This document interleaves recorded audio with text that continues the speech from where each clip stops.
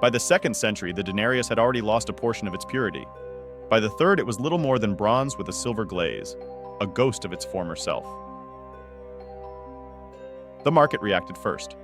Prices rose. Merchants demanded more coins for the same loaf of bread, the same jar of wine. The poor, paid in debased money, watched helplessly as their savings turned to dust. Soldiers, too, felt the decay. Their pay, once enough to feed their families, no longer bought even basic provisions. Discontent spread through the ranks like wildfire. Inflation became the empire's unseen enemy, eroding loyalty, shattering contracts, turning neighbor against neighbor. And as the coin lost value, so did the empire's word.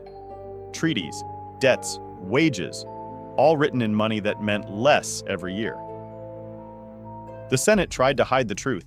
They blamed merchants, hoarders, foreigners, anyone but themselves. But the people knew.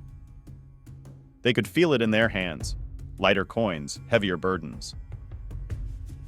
Then came Emperor Diocletian. In the year 301, he issued the Edict of Maximum Prices, a desperate attempt to fix chaos by decree. It failed spectacularly. Markets froze. Farmers refused to sell grain at state prices. Black markets flourished. And for the first time, even Rome's own citizens lost faith in the empire's money. The economy imploded, soldiers mutinied, trade shriveled, and as silver vanished from the coins, hope vanished from the people. What began as a simple compromise, less silver, more coin, had become the slow poison of an empire. Historians later called it the Great Debasement. But for the Romans living through it, it was simply life, a daily loss of meaning. Their empire still stood on the map, but in their purses it had already fallen. When the money died, so did the noise of the empire.